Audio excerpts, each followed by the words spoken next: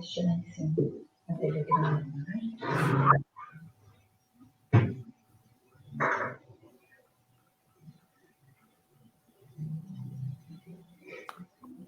Nós já estamos ao vivo no canal da Igreja Metodista Jardim Primavera, aguardando o pessoal entrar, né? Ok.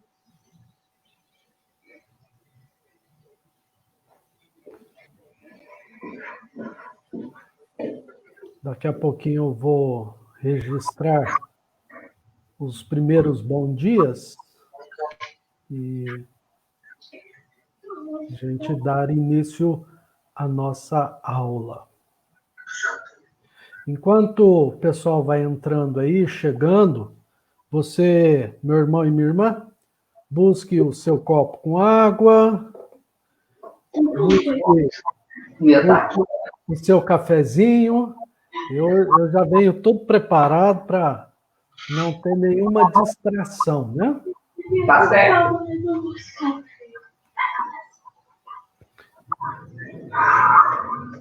Bom dia, irmãos e irmãs. Ó, nós temos aqui já o bom dia da Simone. Bom dia, Simone. O bom dia da Vilma. Aí, Vilma. Temos o bom dia do pastor Anderson. Bom dia, pastor. Temos aqui o bom dia da Suzy. Bom dia, Suzy. Alegria te ver.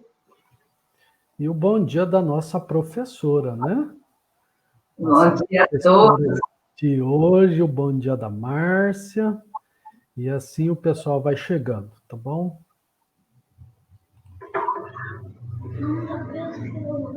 Nós temos mais um minutinho e assim que der 9h30, a gente inicia a nossa aula.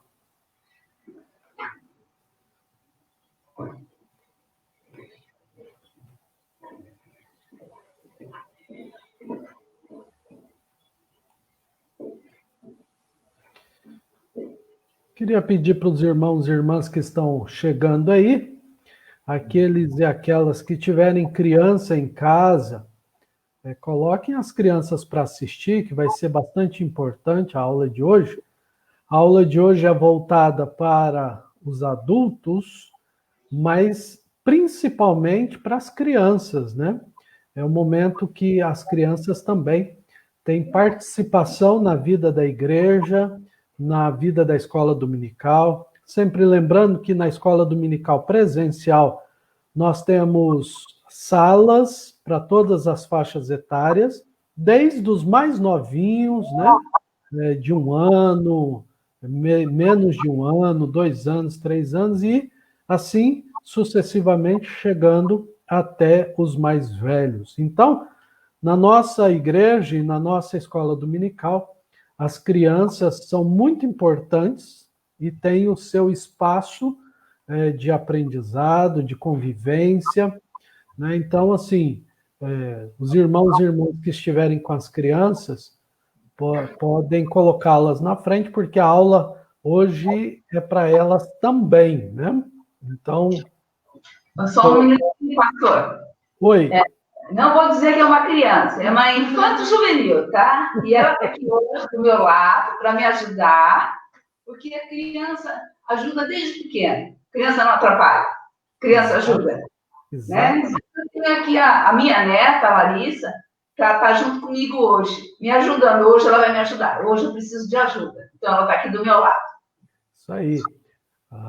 Sempre desde novinhos, as crianças também ensinam, né? As crianças sempre ensinaram também. Elas aprendem, mas elas também nos ensinam muitas coisas, né? Olha só, nós temos o bom dia da Marciana Fioriti, lá de Joinville. Um abraço, um abraço. Abraço, nossa irmã. Também temos o bom dia do Mark. Bom dia, Mark. Bom dia. E assim nós vamos dar início à nossa aula. Hoje, a nossa professora, é a nossa irmã Márcia Capel, professora das crianças, né? A sua turma é amiguinhos e amiguinhas de Jesus, né, Márcia? Sim, pastor, é essa turma. É A turma da faixa etária dos 7 até quase 10. Quase 10. Exatamente, né?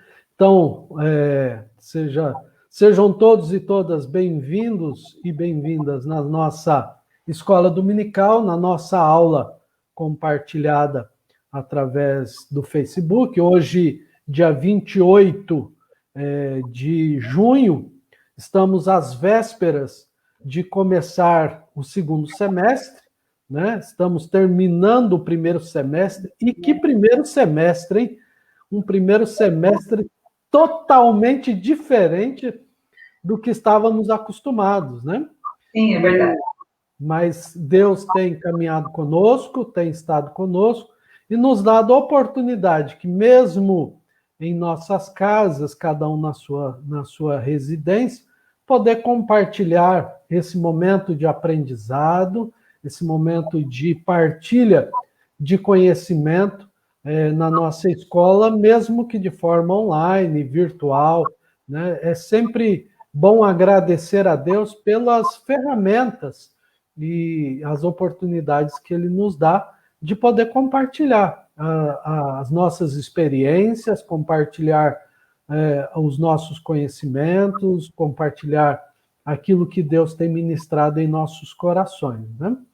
Irmãos e irmãs, então, eu vou fazer uma pequena introdução e depois eu vou passar a palavra para a Márcia, para ministrar a aula de hoje, e dizer que você, meu irmão e minha irmã, pode enviar as suas perguntas, caso você tenha perguntas, contribuições,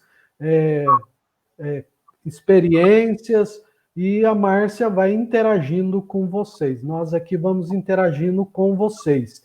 Inclusive, se as crianças também tiverem perguntas para a tia Márcia, é só colocar aí que eu transmito aqui, coloco no ar as perguntas das crianças, tá bom? Então, assim, se as crianças quiserem interagir, perguntar para a tia Márcia, ela irá responder também e interagir com vocês, tá bom? Então, fique à vontade para colocar aí. Sim, Márcia. Um minutinho só, eu quero registrar a presença do Vinícius, que está aqui também para ouvir a história que eu vou contar no dia de hoje. Então, Vinícius, o meu neto, também está aqui. Não põe está... aí para aparecer, fala para ele aparecer aí, ué. Vem dar um oi, Vi, vem aqui. Vem aqui. Dá um oi lá para o pessoal. Bom dia, fala bom dia. E aí, Vinícius? Bom dia. Bom dia. A presença principal vai ficar aqui do lado, viu? Mas tinha que aparecer, né? Agora eu não sei se eu conto história. Mas o bom é que a família toda está reunida, né? Isso é bênção de Deus. Isso é mastro, hein? Isso aí está a família reunida, né? Olha, vou registrar aqui, antes de eu começar aqui... Paula, que Deus abençoe. Amém. Registrar aqui o bom dia da Maria Célia Bortolucci. Bom dia, Maria Célia. O bom dia da Elaine Laluce. Bom dia, Elaine. Bom dia da Simone da Silva Marinho. Bom dia. Simone da Silva. Bom dia da Aline, Maria Aline. Minha querida. Bom dia do Eduardo. Oi, Edu. O bom dia da Maria Celina Oliveira, lá de Santa Amaro, na Bahia, ó. Nossa. Coisa boa. Bom, a palavra vai longe. Bom dia, minha irmã. Bom dia, bom dia. O bom dia da Rosicler Pardini.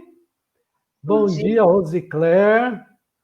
Estamos com saudades. Bom dia da família Mendonça aí, da Beatriz e a família toda. Um abraço, um abraço. O bom dia da Dulce. Bom dia, Dulce. E assim nós vamos seguindo em frente, tá bom? Irmãos e irmãs, vamos fazer uma oração antes de começarmos a nossa aula de hoje, tá bom? Querido Deus, muito obrigado por essa manhã, muito obrigado pela oportunidade desse encontro com irmãos e irmãs, Sim. pessoas de nossa cidade e também de outras cidades, Deus. Sim. Nós agradecemos por causa do alcance que a nossa fala vai tendo. Nós agradecemos o acolhimento que o teu amor faz em nossos corações, unindo a todos nós nesse espaço de aprendizado. Ministra, Deus, em nossos corações, através da aula, através da vida da Márcia, que se dispôs a estar conosco hoje, ministrando esta aula, ministrando em nossos corações, no coração de nossas crianças. Sim. Obrigado, ó Deus, por esse tempo e nos abençoe com a tua palavra no dia de hoje. Assim oramos agradecidos e agradecidas em nome de Jesus. Amém. Amém, Senhor, amém. Irmãos e irmãs, lendo a lição de hoje, eu lembrei de como que eu cheguei na escola, na vida da Igreja Metodista, né? Lá pelos anos de 2005, 2006, na época em que meu pai ainda era diretor do Instituto Metodista Sila Franco, da Quinta Região, o antigo seminário da Quinta Região, eu falando com ele sobre a questão de que eu estava interessado em conhecer melhor a história do metodismo e também nos filiarmos à Igreja Metodista, nos tornarmos membros da Igreja Metodista, mas eu queria saber um pouco mais a respeito dessa igreja, né, de como era a história da Igreja Metodista. E meu pai me indicou, bem no início, ele me indicou esse livro aqui. Deixa eu mostrar aqui. É um livrinho bem curtinho, bem fininho, ó. Um livrinho bem fininho. É um resumo da pequena história do povo chamado metodista, escrito por João Wesley Dornelas. Ele foi publicado inicialmente em 2002, em janeiro de 2002, 2001, e eu fiz a leitura desse livro, dessa pequena história em que o João Wesley Dornelas se propôs a escrever e contar para as pessoas a história do povo chamado metodista. E quando eu li esse livro, essa história, essa contação de história, porque o Dornelas, ele, na verdade, ele conta a história do povo chamado metodista de forma bem resumida, mas ele conta a história. E ao ler esse livro, eu me apaixonei pela vida da Igreja Metodista, né? Esse foi o pontapé inicial da minha vida na Igreja Metodista. A partir da contação de uma história, eu me vi dentro dessa história, me apaixonei por ela e disse, eu quero fazer parte da história, da história desse povo. E a partir daí, nós fomos para a Igreja Metodista, nos tornamos membros, e hoje eu posso dizer com toda certeza, eu sou metodista, né? Eu sou cristão, sou evangélico, mas sou metodista, né? E a partir, então, de uma contação de história, eu me vi dentro dessa história. Então, irmã Márcia, tia Márcia, né? Nos fala aí sobre essa questão da importância de contar história. Por que contar história? Muito bem, pastor. Eu também gosto de contar história. Só antes de você começar, para eu não perder aqui, eu queria convidar todos os irmãos e irmãs a assistirem a aula até o final, porque no final nós temos uma surpresa, tá bom? Então assista até o final para você não perder a surpresa no final da nossa aula. Como eu estava dizendo, eu também gosto das histórias, né? E para a gente começar o texto de hoje, eu queria que os irmãos que estão assistindo pudessem abrir as suas Bíblias em Provérbios 22, versículo 6.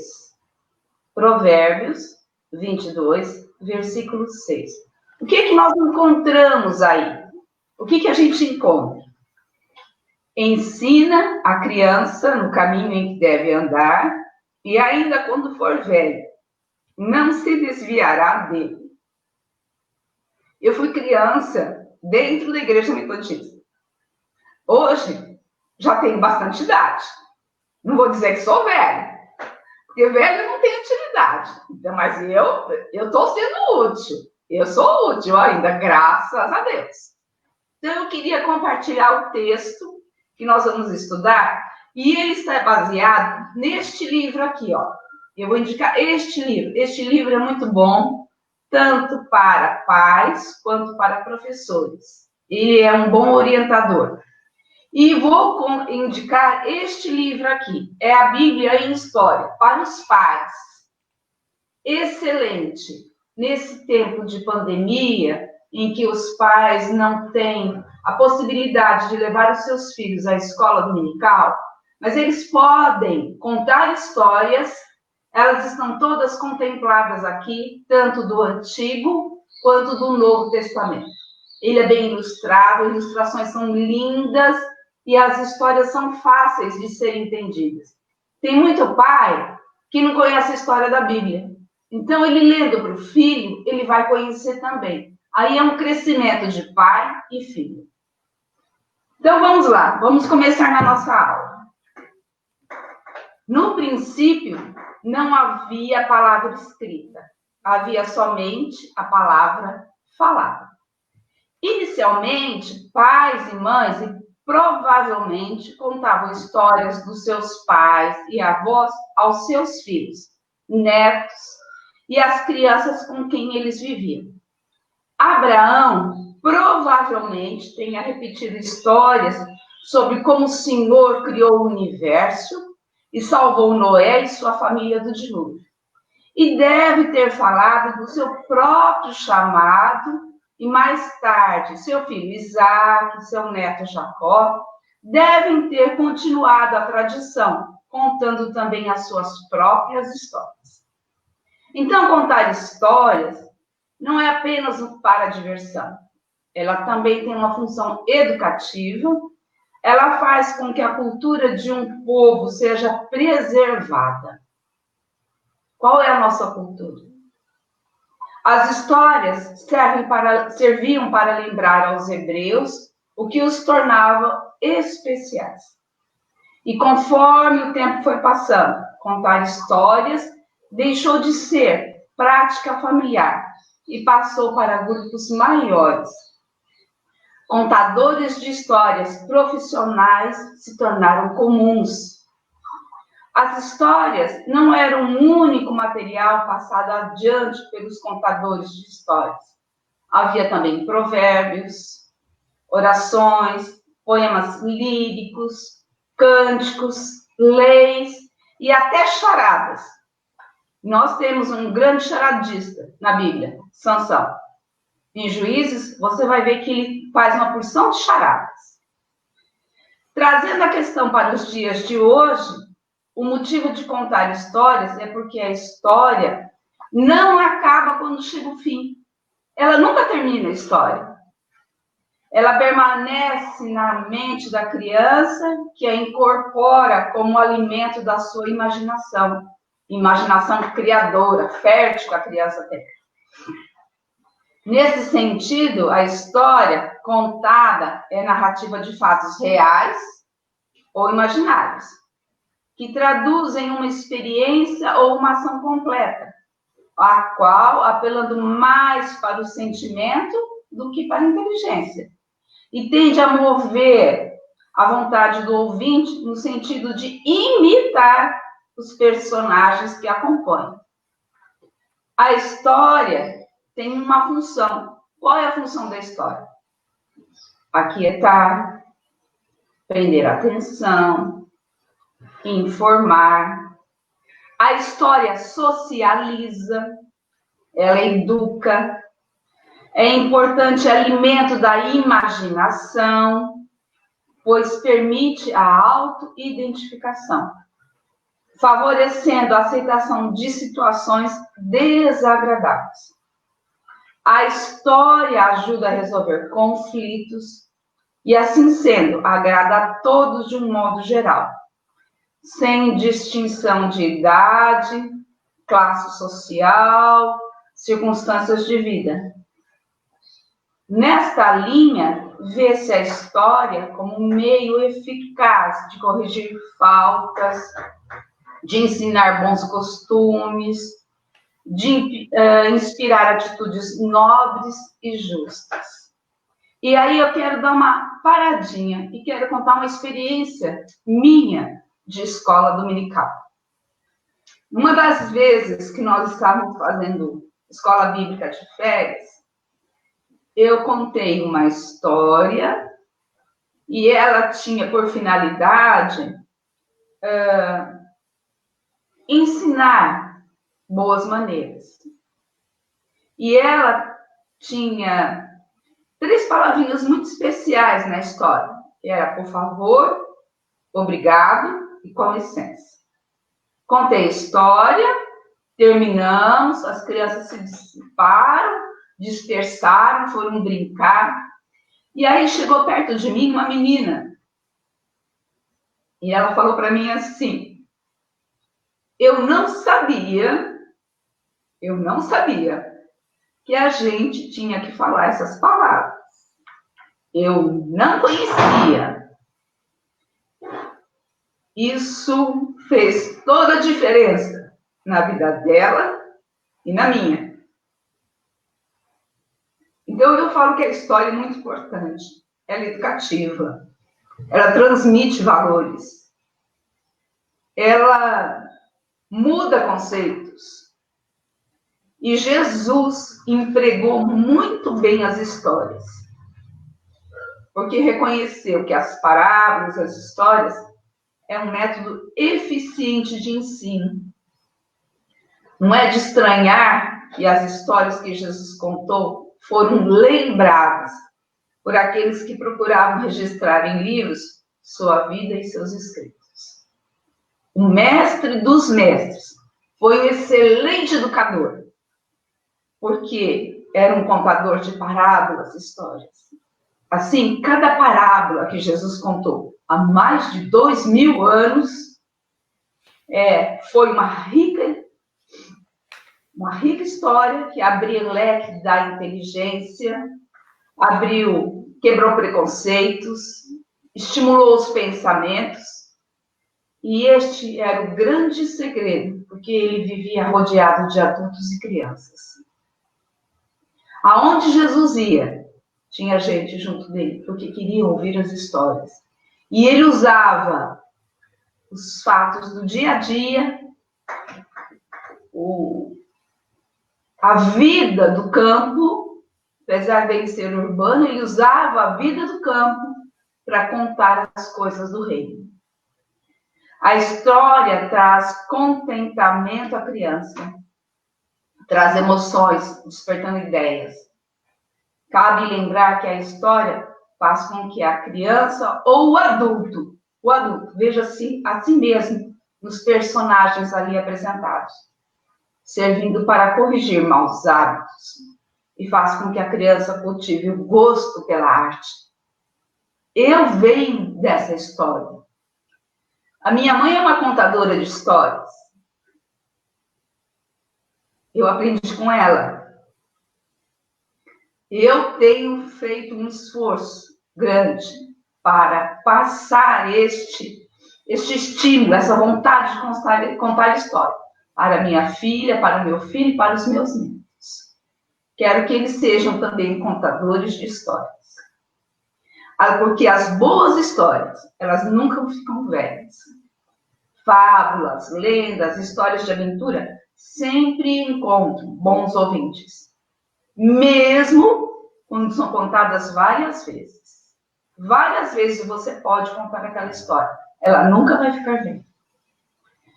Como a história encanta e sensibiliza, ela é apreciada em qualquer lugar do mundo. Por onde você for.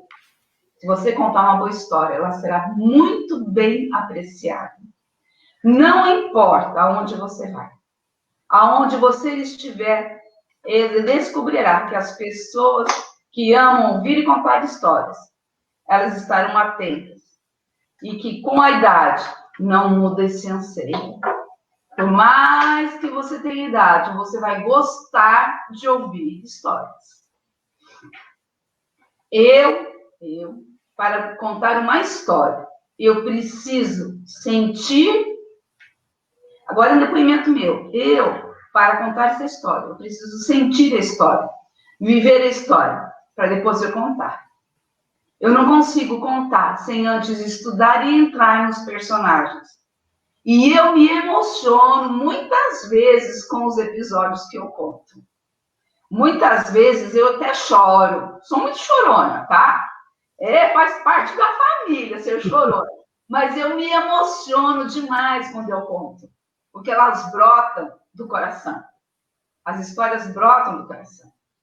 Quando a história me sensibiliza, sei que ela também sensibilizará o ouvinte. Pois como eu enxergo a história, eu sei que aquele que ouve também enxergará com o coração. Ele sentirá a emoção. Gosto de contar história para as crianças. Agora, por que eu gosto de contar história para criança? Porque eu sou apaixonada para contar história para criança. Porque as crianças, elas ouvem e creem com facilidade. Pois ainda não estão impregnadas pelas ideias erradas. Elas são sinceras, elas não são desconfiadas. As crianças são afetivas, as crianças têm gratidão, as crianças são humildes. Já o adulto, ele tem dificuldade de aceitar uma verdade escondida na história. Porque toda história, ela tem uma verdade ali dentro. Muitas vezes o adulto escuta e não aceita aquela história. Ele precisa, para ele ouvir a história, aceitar a história, uma mudança brusca de comportamento. Aí está a dificuldade. Muitas vezes a gente não quer mudar. Se os pais e professores de escola dominical não ensinarem às crianças as coisas de Deus, aí vem uma orientação. Certamente eles não irão aprender o que não convém. E isso acarretará marcas terríveis na vida de seus filhos, que irão lhes cobrar mais tarde por não terem tido uma educação evangélica adequada. Os pais são responsáveis perante Deus. E isso pesa muito para os pais, né? Porque perante Deus por seus filhos, os quais devem dar uma boa educação evangélica logo na primeira infância. Pois, como são instruídos, é de se esperar que eles se continuem instruídos quando adultos. Quando você não é instruído nas coisas de Deus, quando criança, o seu caminho fica muito mais difícil de ser percorrido. Quando a gente é instruído desde pequeno, o caminho é mais suave. O caminho é mais leve. Então, pais, mães, que se preocupam com seus filhos, deem uma boa formação evangélica.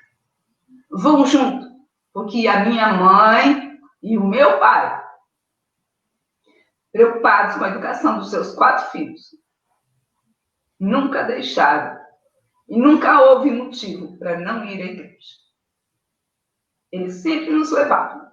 E eu lembro, de pequena, o meu pai levando os 4 para a igreja, a minha mãe em casa ainda, com 4 crianças pequenas, cuidando das coisas de casa. para quando chegássemos da igreja, estar com as coisas prontas para podermos voltar na igreja no culto da noite. E o meu pai ficava sentado com a gente nas cadeirinhas pequenininhas da escola dominical, para que a gente ficasse lá. Ele nunca deixou de nos levar. A minha mãe também não. Com 4 filhos pequenos. Não houve empecilho para eles.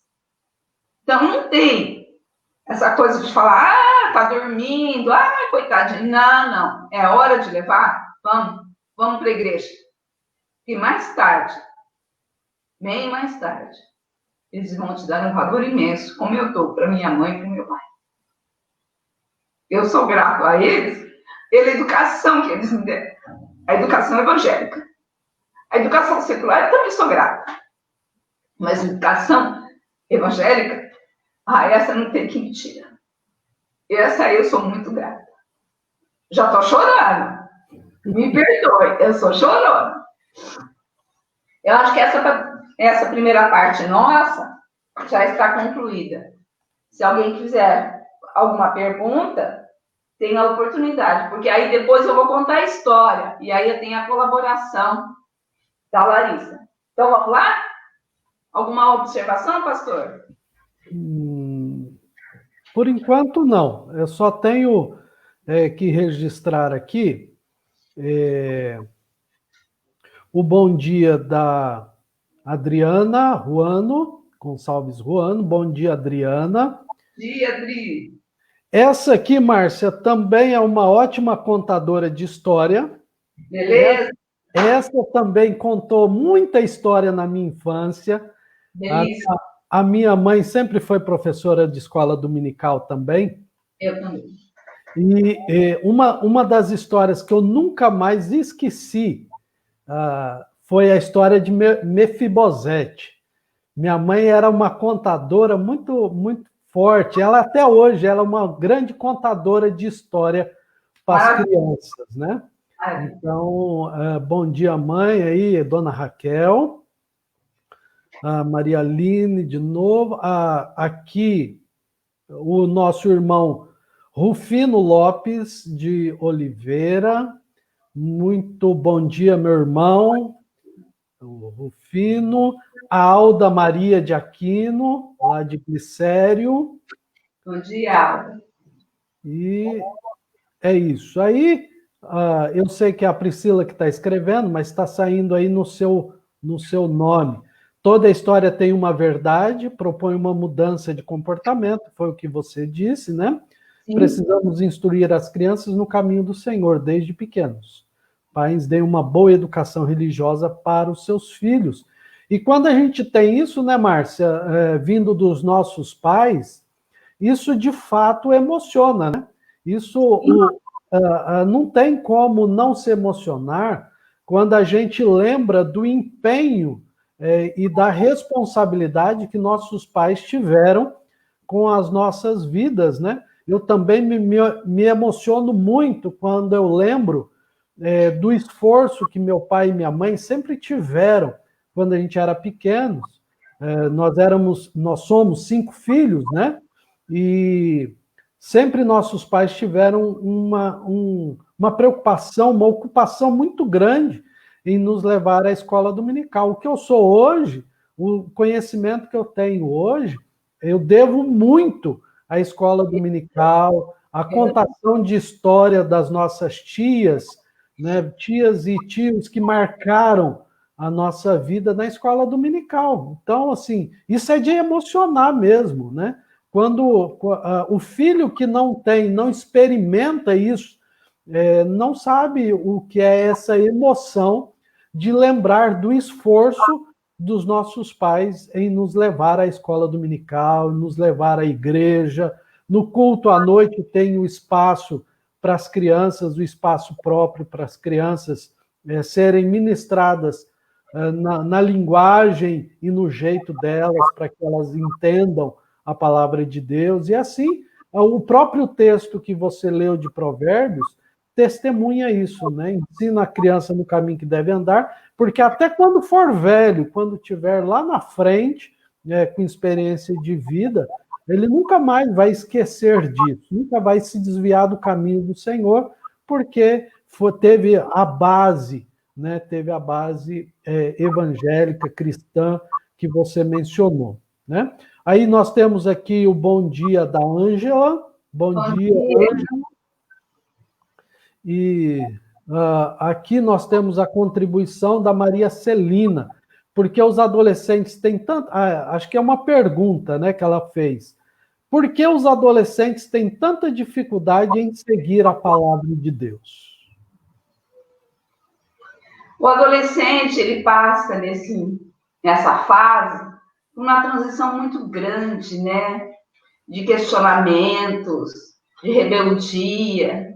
E se os pais não estiverem juntos, acompanhando, não vão conseguir levar os meninos e as meninas. É preciso que os pais acompanhem desde pequeno, para quando chegar na fase de adolescente, a rebeldia seja menor, seja mais suave. Os pais têm que estar junto dos filhos, não é só na fase de criança, até a fase adulta. Pai e mãe é para a vida toda.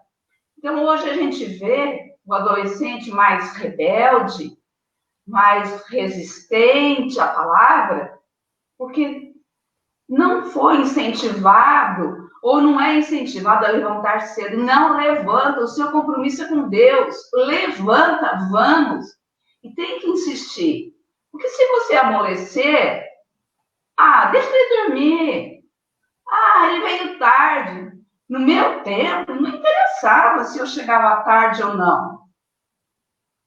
Minha mãe ia lá e nos tirava da cama. Não tinha esse negócio, deixa coitado. Não, não tem coitado, não. Ninguém é coitado. Se você quer ter uma boa formação e quer que seu filho seja bem formado, na adolescência também você tem que tirar ele da cama. Arranca ele da cama. Não tem essa moleza, não. Por isso que nós estamos vivendo que nós estamos tá todo mundo muito mole, muito à vontade. A coisa do coitado, que coitado? Para ele chegar tarde em casa, ele não é coitado. Ele é muito do esperto. Então, os pais são responsáveis pelos seus adolescentes também, não é só pelas suas crianças. O adolescente tem que levantar e tem que ir para a igreja. Não tem moleza, não. Eu não tive moleza, por isso que eu estou aqui hoje. Se eu tivesse tido moleza, com certeza, não seria uma contadora de histórias. Posso começar a minha história? Pode, fica à vontade. Então, tá bom. Vamos lá. Eu vou ler 3 provérbios curtinhos. Só antes de você começar, é que não apareceu aqui nos comentários para mim, mas nós estamos sendo acompanhados também, e eu quero mandar um abraço especial para a Liliane Zin, a Olda Tozeto, acho que é assim que pronuncia, né? Hilda Tozeto, agora corrigir aqui, a Hilda Tozeto e a Liliane Zin. Um abraço, minhas irmãs, que Deus abençoe vocês. Vamos lá, Márcia. Vamos lá. Para você, como você vai contar a história, eu vou deixar você e a Larissa na tela inteira, tá bom? Ok. Eu vou sumir um pouquinho aqui, mas daqui a pouco eu volto, tá? Tá bom, tá jóia, pastor. Fique à vontade aí, eu tô aqui. Ok.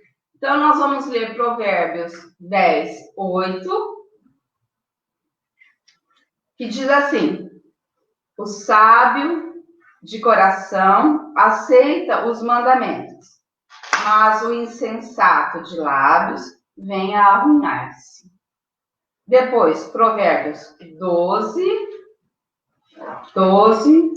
versículo 18, que diz assim: alguém a cuja tagarelice é como pontas de espada, mas a língua dos sábios é medicina. E Provérbios 13, 3, que nos fala assim: o que guarda a boca conserva a sua alma, mas o que muito abre os lábios, a si mesmo se arruina. Isso tem a ver tudo com a história que eu vou contar hoje. Então, vamos lá. Eu tenho a participação e a colaboração agora dos netos. O sábio Aramis foi convidado para jantar na casa de Ibrahim. Ibrahim era o principal mercador de tecidos da cidade.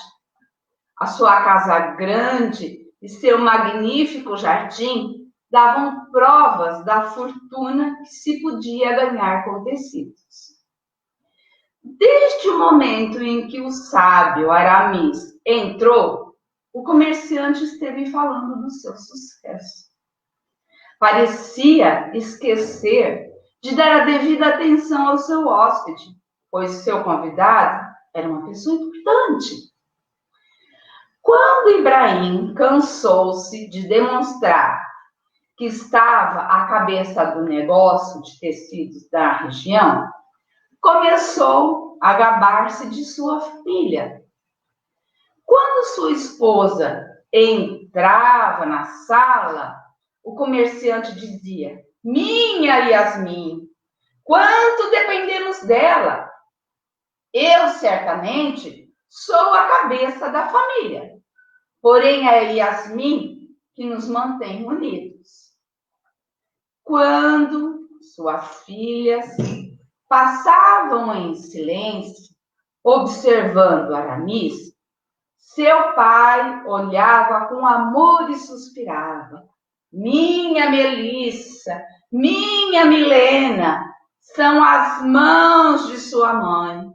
Nunca houve moças mais dispostas e prontas para ajudar. São duas joias de filhas." E quando seus filhos apareciam, o comerciante dava-lhe umas palmadas no ombro e orgulhoso dizia: "Meu José, meu Rubem, estão crescendo para transformar-se no cajado da minha velhice. Agora mesmo, nosso sustento depende deles." O sábio Aramis, prudentemente, não contou ao anfitrião quão inquietos e travessos eram seus cajados quando iam à igreja para estudar a Bíblia.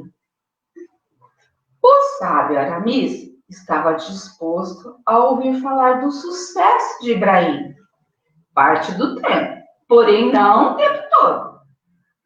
O comerciante bem poderia deixar de falar de vez em quando e dar-lhe a palavra. Ele mesmo poderia estar orgulhoso por bastantes razões. Cada vez que Ibrahim comia, o sábio Aramis abria a boca para intervir. Porém, o anfitrião recompunha-se rapidamente que o sábio Aramis não conseguia nem sequer opinar sobre o assunto. Quando Yasmin e as suas joias de filhas entravam com os empregados que traziam o jantar, o sábio Aramis sentia-se completamente miserável. Ter tanto para dizer e nenhuma ocasião para fazer. Escutar histórias atrás das histórias sobre o trabalho e a família. Ibrahim, quando tinha tanto para contar de si mesmo. Havia outra maneira de passar uma noitada mais parecida com uma tortura? Os empregados colocavam uma enorme bandeja de cobre entre os dois homens, sobre uma almofada do vermelho mais brilhante da região. Trouxeram uma sopa de iogurte com pepino. Não sou como os outros cabeças de família, explicou Abraim. Minha esposa e os meus filhos e filhas comem comigo.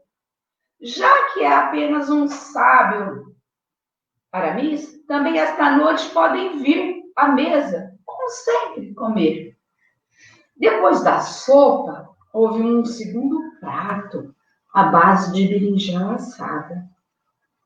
Os empregados trouxeram uma bandeja grande de arroz e uma pequena com um frango assado inteiro, com os bicos e os pés.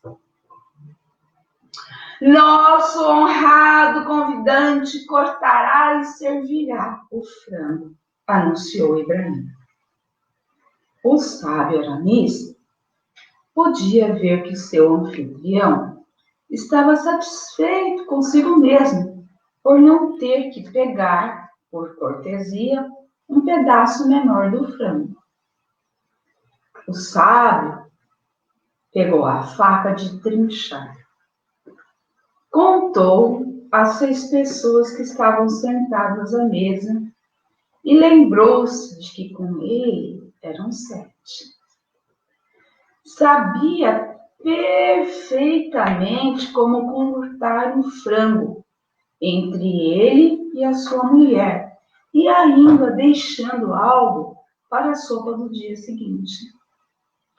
Porém, partiram o frango em 7 pedaços, equivalentes, era um verdadeiro problema para alguém que sabia mais da Bíblia do que da matemática. Vacilava faminto, com a faca por cima do frango, quando animou a voz de Ibrahim. Certamente, eu, como cabeça de família, costumo cortar o frango. Como cabeça de família, repetiu o sábio Aramis. E, de repente, soube como cortaria e serviria o frango. Mereces uma peça apropriada de carne. O anfitrião sorriu logo, lançando um olhar ao peito gordinho do frango. Com certeza, o pedaço adequado para ele. Como cabeça de família, mereces a cabeça do frango, disse o sábio Aramis. E com seu sorriso inocente, de uma só vez, tchum, cortou a cabeça altiva do frango. O bico bateu surdamente ao cair no prato do surpreso Ibrahim. Tua esposa, como disseste muitas vezes, mantém unida esta família. Que poderia ser melhor para ela que o pescoço que une a cabeça ao corpo? Confiando em si mesmo, o sábio Aramis realizou um drible com a faca, ao cortar o pescoço, fazendo-o cair no prato de Yasmin. A coitada estava acostumada a comer o pescoço do frango, mas tinha a esperança de que o sábio lhe cortasse um pedaço da carne branca. Agora, para vós, formosas moças, mãos de vossa mãe, cortou as asas do frango. As asas são as mãos do frango.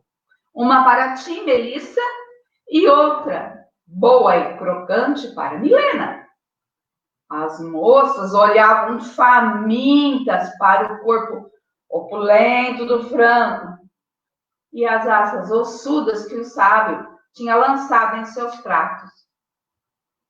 Melissa, com o dom de ver o lado divertido da vida, olhou de lado e viu o rosto vermelho de seu pai. E sorriu em segredo. Agora, para os cajados da família, os apoios em que descansa o lar, o sábio cortou os pés. Um para ti, José, e outro para você, Rubem. A família de Ibrahim, habituada a falar à mesa, olhava silenciosa entre o olhar da bandeja e os pratos. Porém, Ibrahim tinha ficado sem palavras. O sábio Aramis ainda tinha oportunidade de falar. Todas as partes são importantes.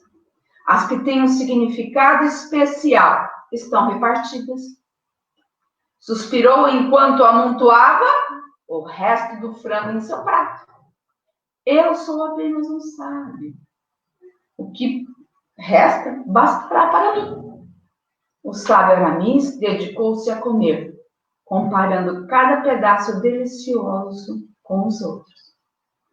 Yasmin e os 4 filhos desviavam do olhar do cabeça da família.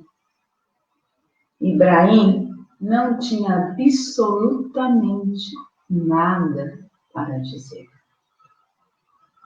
Quem é sábio é aquele que não se gaba dos seus conhecimentos. Falar demais traz consequências. Conversa sem pensar, conversa fiada, descontrole na língua. É para pensar. Nós vivemos um tempo de descontrole na língua. Muita gente falando muita coisa que não deve, principalmente através das redes sociais. E isso tem feito muito mal. Seja sábio. Olhe para a palavra. Ela nos ensina, a palavra de Deus nos ensina. O que guarda a boca conserva a sua alma. Mas o que muito abre os lábios, a si mesmo se arruína. Terminamos a primeira história. Dá tempo para mais uma? Querem ouvir? Será que a gente consegue? Vamos lá?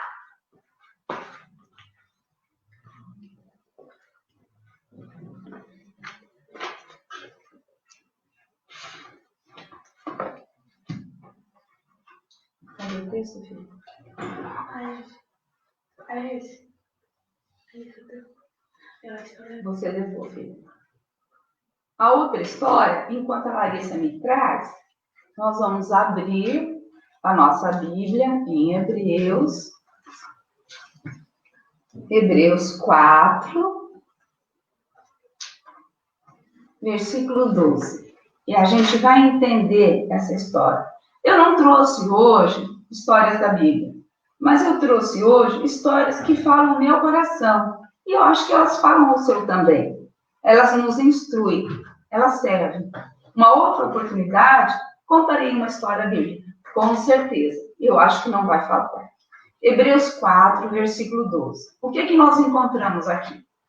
Porque a palavra de Deus é viva e eficaz, e mais cortante do que qualquer espada de 2 gumes, e penetra até o ponto de dividir a alma e o espírito, juntas e medulas, e é apta para discernir os pensamentos e propósitos do coração.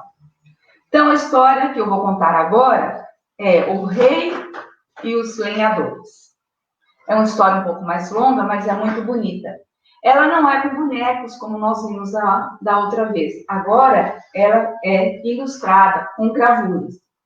Eu espero que vocês consigam ver as gravuras. Nessa, eu tive a colaboração da Larissa, porque ela sabe desenhar e eu precisei da arte dela.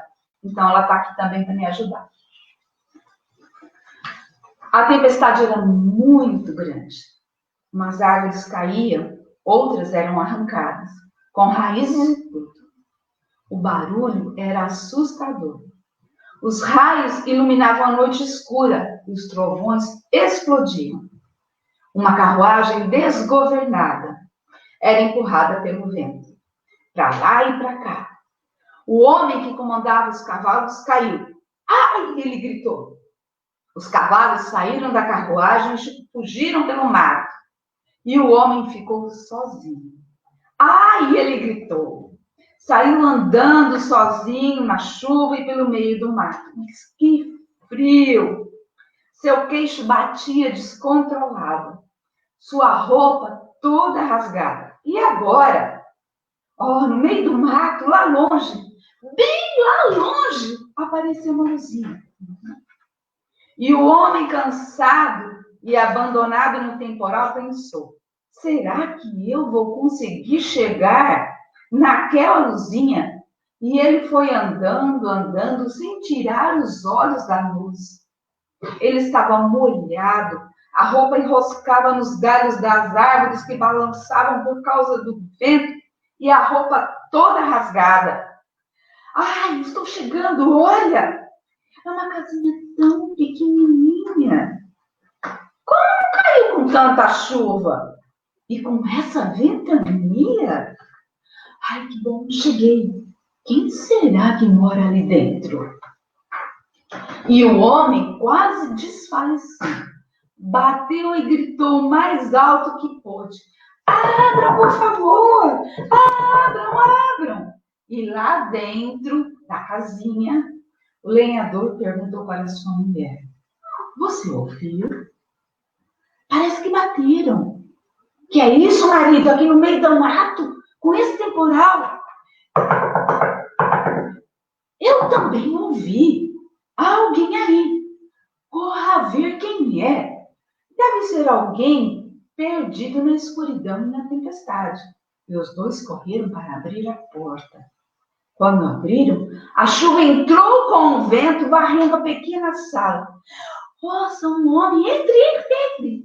Mas ele nem pode andar, mulher. Ajude-me a carregá-lo. E com esforço puseram o homem num sofazinho velho, bem velhinho, e começaram a cuidar dele. Coitado, está machucado, cortado pelas árvores. Ele nem pode falar. Corra, marido, corra! Limpe o sangue do rosto dele, enquanto eu esquento uma bacia d'água para aquecer seus pés. Mas e agora? A roupa dele está toda rasgada. Ah, eu tenho aquela que você remendou ontem. Eu dou para ele.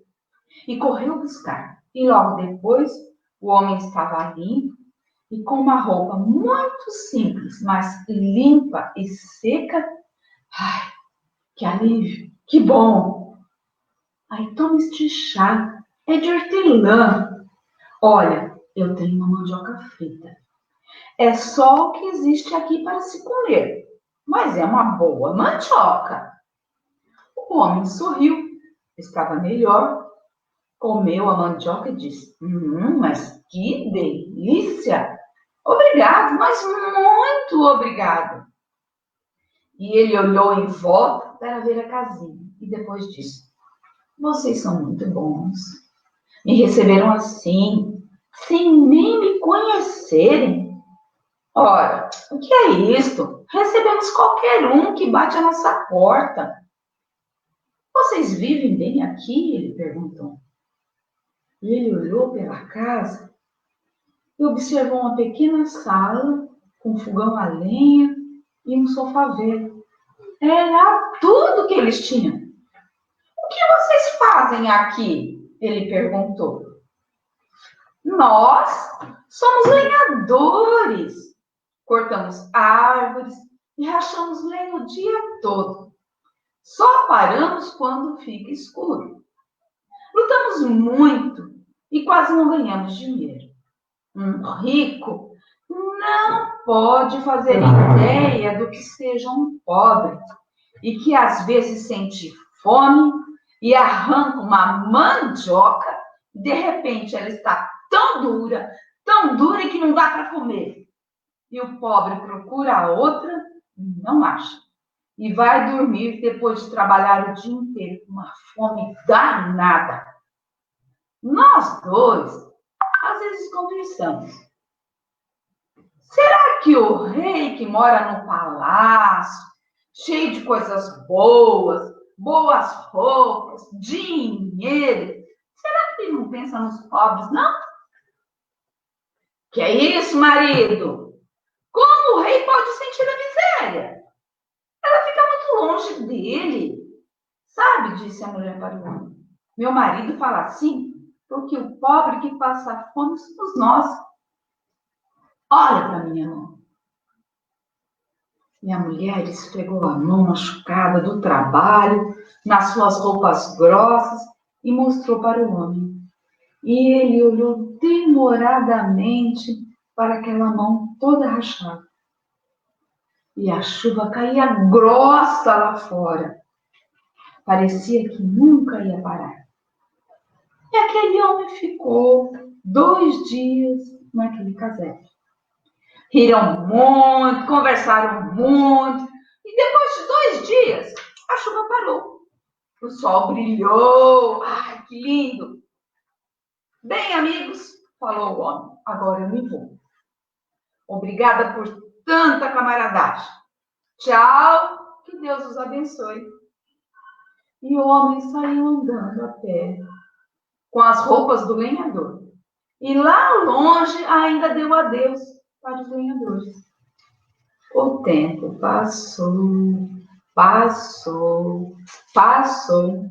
E numa linda tarde, os lenhadores estavam rachando e serrando lenha. Muito suados, de repente, ouviram um barulho. Que será? Oh, bem ali, uma linda carruagem. Oh, desceram de dentro dela 2 homens e disseram para os lenhadores: Entre! É ordem do rei! Que medo! O que fizemos de errado? Nós só trabalhamos o dia todo. A mulher medrosa tentou fugir, mas um dos homens o agarrou pelo braço e a colocou lá dentro da carruagem. O marido entrou e eles cochicharam bem baixinho. Para onde vão nos levar? Vão nos matar? Será que não arranjamos um jeito de fugir daqui? Depois de andarem muito, a carruagem parou defronte de um grande palácio. Podem descer, disseram os homens. Os pobres lenhadores estavam sem fôlego. Tremiam tanto que não conseguiam sair da carruagem. Subam as escadas!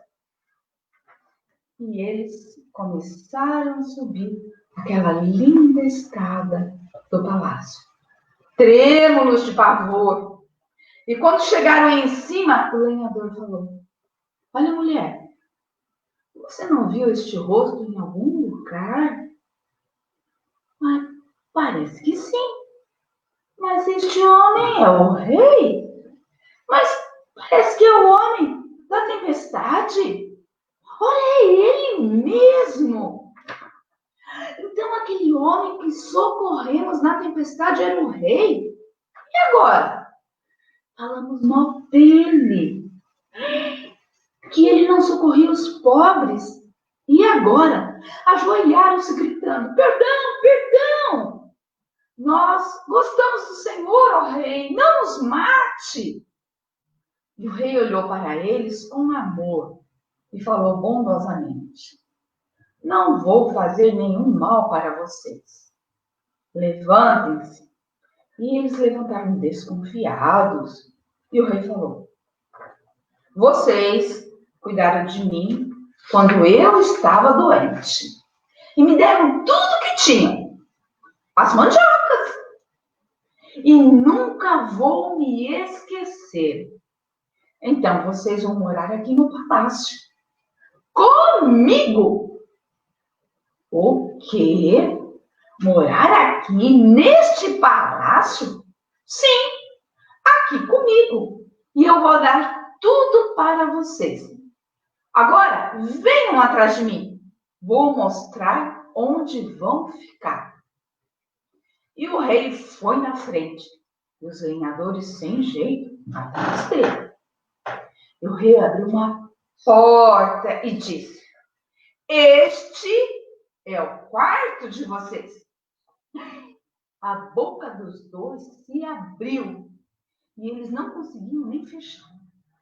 Seus sapatos estavam sujos de terra. Os tapetes eram tão grossos e macios que eles nem sabiam andar. Era até engraçado. O quarto era muitas vezes maior do que toda a casinha deles. E tudo era muito lindo. Agora, tomem banho para depois jantar. Ali está toda a roupa de vocês. O chuveiro é quentinho, é só abrir. E o rei saiu. Mas naquele quarto houve uma festa. Os lenhadores riam tanto, até não poder mais. Pularam na cama, pisaram no tapete, foram tomar banho naquela água quentinha. Sabe o que tinha para eles? Perfume. Mas eles puseram tanto perfume, mas tanto perfume, que o palácio ficou inteirinho impregnado. Vestiram as roupas novas e os empregados apareceram. Por favor, é por aqui que se vai para o jantar. E quando chegaram no salão do jantar, eles nem podiam acreditar. Que mesa! Que toalha linda! Quanta comida! Tudo enfeitado com flores. Um perfume saía daquela comida que dava água na boca. E, de repente, entrou o rei. Os lenhadores tremeram e o rei veio com um moço ao seu lado. Quem era? O filho do rei. Que olhar meigo ele tinha. E o rei o apresentou. Este é o meu filho querido. Ele vai ficar sempre perto de vocês. E às vezes até vem almoçar com vocês. Podem pedir a ele o que vocês precisarem.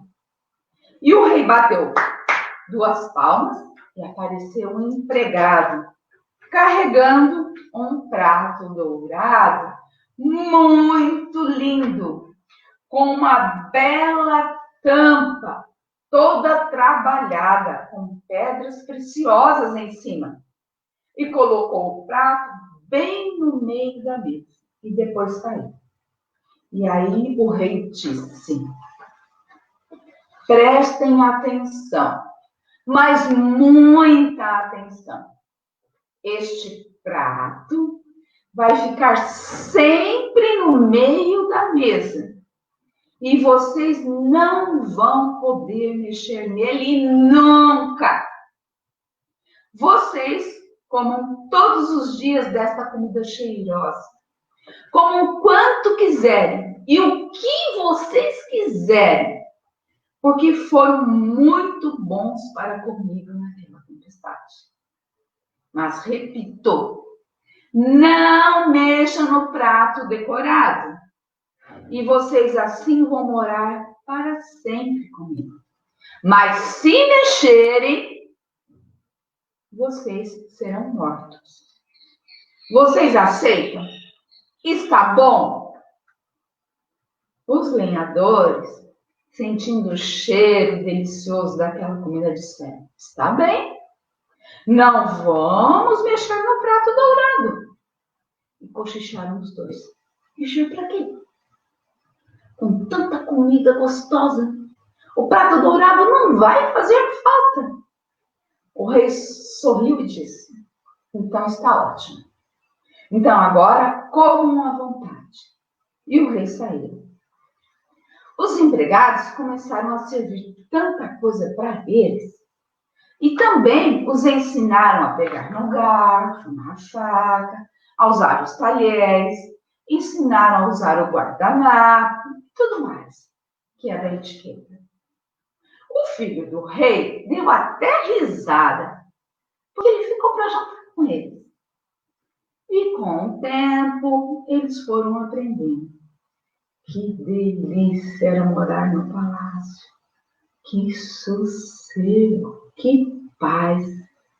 E todos os dias eles passeavam pelos jardins, assistiam programas que o rei preparava e até se esqueceram do tempo em que suados rachavam lenha. As mãos da lenhadora estavam bonitas, finas, delicadas e nunca mais passaram fome. Delícia, né? E o tempo passou e até eles se esqueceram do tempo.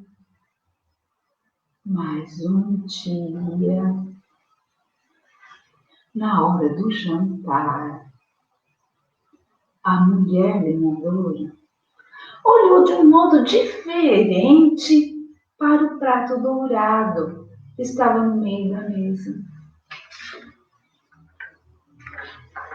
Depois, olhou para os outros pratos cheios de comida cheirosa e tornou a olhar de novo para aquele prato no meio da mesa e falou: marido, o que será que tem aí dentro do prato dourado? Deve ser uma comida tão boa que só o rei pode comer. É mesmo, deve ser. Vamos comer? Marido, eu gostaria de dar uma olhadinha aí dentro. Que é isso, mulher? Não temos tanta coisa, tanta comida? Nem pense nisso. Se mexermos, vamos morrer. Você se esqueceu? E a mulher continuou olhando para o prato e disse: marido, vamos fazer uma coisa.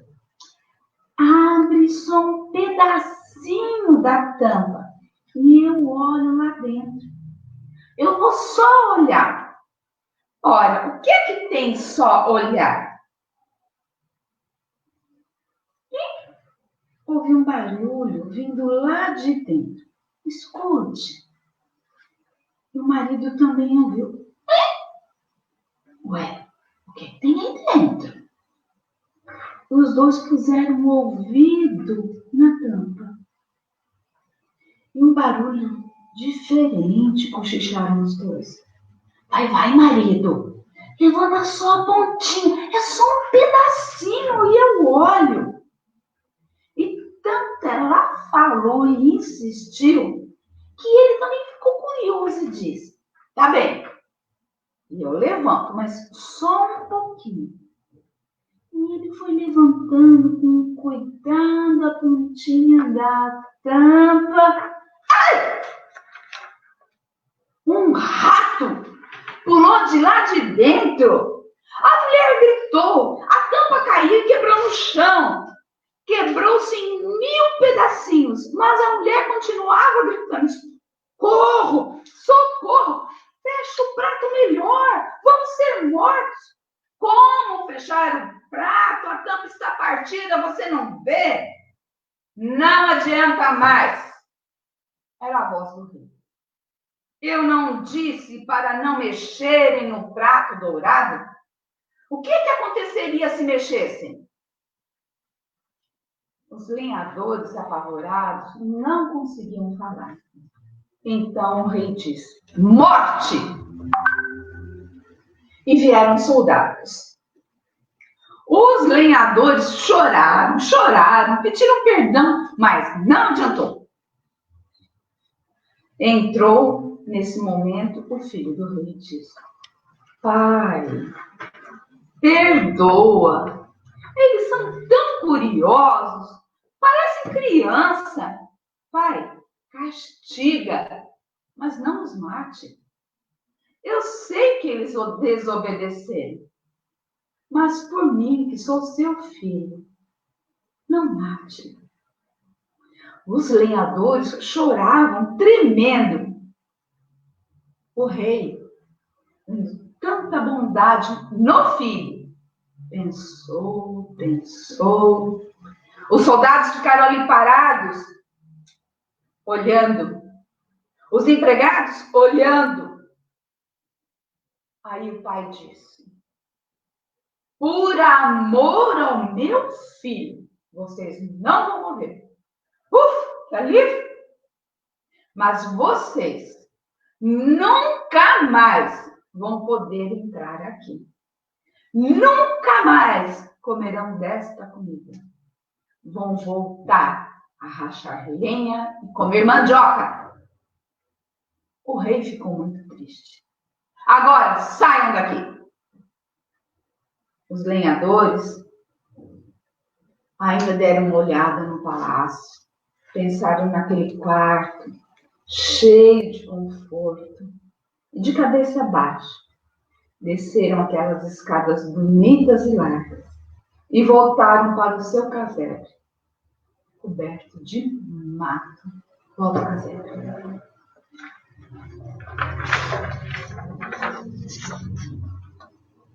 Que pena. Voltaram ao estado anterior. Muitas vezes, nós temos que voltar para repensar o que é que nós estamos fazendo que está desagradando a Deus. Pensa na sua vida. O que é que você tem feito? O que é que tem deixado de fazer? Quais as oportunidades que você tem tido? Não despreze aquilo que o rei te dá. Não seja tão afoito e tão curioso com as coisas. Tudo tem o seu tempo. Que Deus abençoe e fale com você através destas histórias. Porque, para mim, elas falam muito. Deus nos abençoe. Pronto, pastor. Que história linda, apesar do final ser triste. É. Mas é uma linda história e não tem como não lembrar, né? De Adão e Eva, e não tem como não lembrar de nós mesmos. Exatamente. Nós somos curiosos, às vezes demais, nós somos desobedientes, né? E por isso necessitamos do perdão de Deus. Precisamos do perdão do rei, né? Clamemos a misericórdia e o perdão do rei. A Bíblia nos ensina que aqueles que clamarem o perdão do rei, né, e daí para frente fazerem a sua vontade, um dia poderão retornar ao palácio. Né? Que assim seja com todos nós, né, Márcia?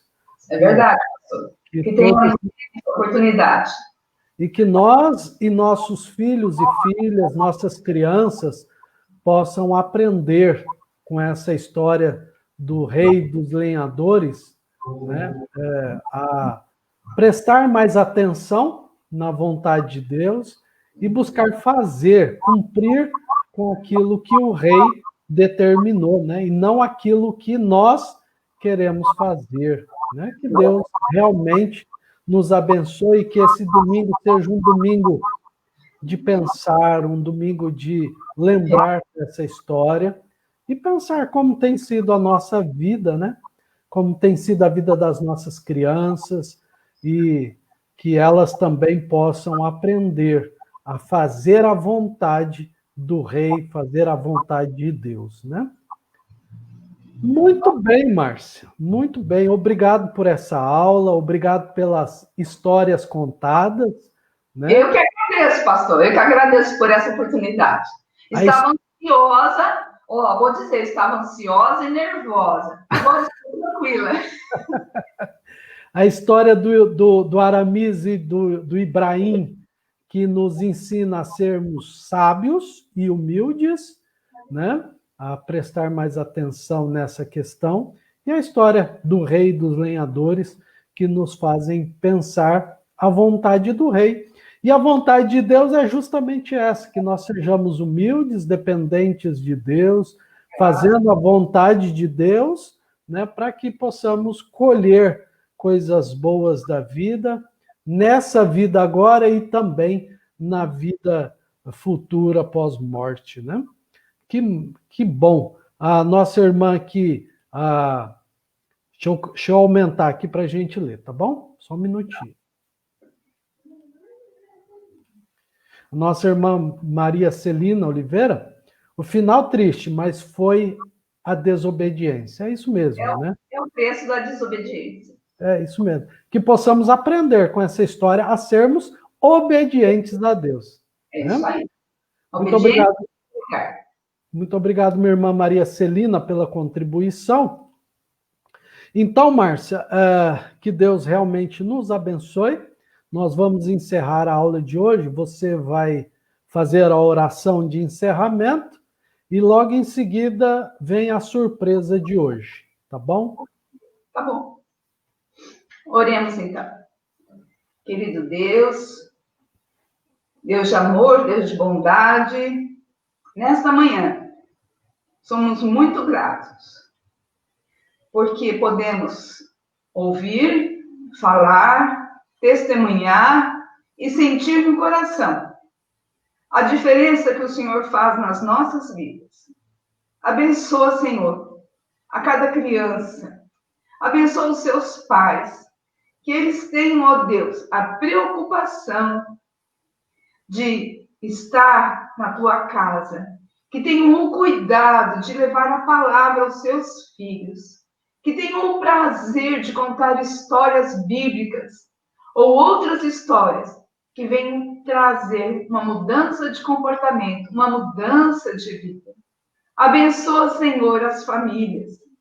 Dá-lhes o teu amor, a tua compaixão. Dá aos pais, Senhor, discernimento. E que eles possam estar preocupados com a educação dos seus filhos, a educação evangélica, Deus. Que eles possam ter um papel de educadores na vida dos seus filhos. E que eles façam toda a diferença. Abençoa, Senhor, a vida da nossa igreja. Abençoa, Deus, a vida dos pastores. Abençoa, Senhor, as nossas comunidades que estão reunidas nesta manhã. E que possamos juntos, unidos, fazermos um mundo melhor. Mesmo estando longe do convívio na igreja. Mas nas nossas casas possamos estar unidos, ouvindo, falando e meditando na tua palavra. Abençoa, Jesus, a cada um que ouviu nesta manhã hoje.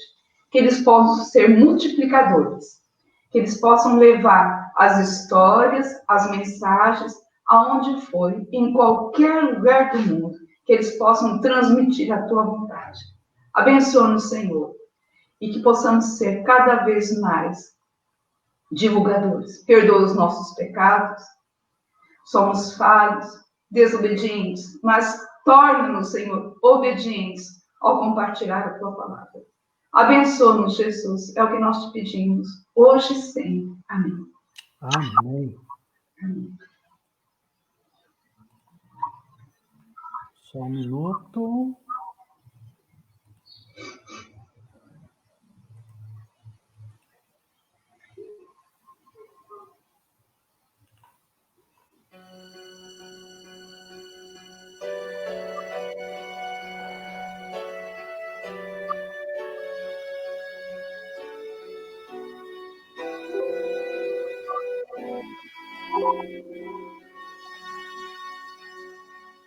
Que tua vida, amigo, seja sempre para o melhor. Que o sol aqueça o teu viver, que a chuva caia suave no teu lar.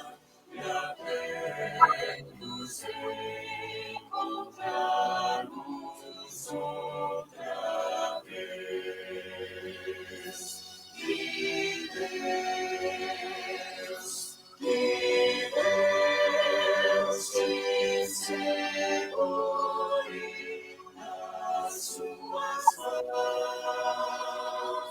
Que o Senhor te abençoe e guarde. Que o Senhor sobre ti levante o rosto e te dê paz. Que tua vida, amigo, seja sempre para o melhor.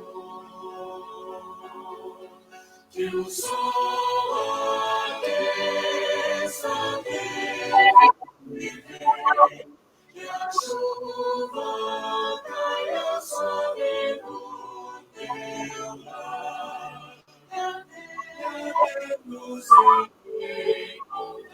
encontrarmos outra vez. Que Deus, que Deus te segure nas suas mãos. Que Deus te segure nas suas mãos.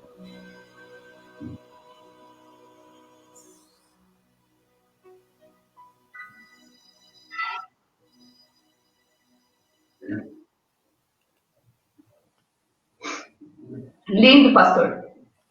Só um minuto.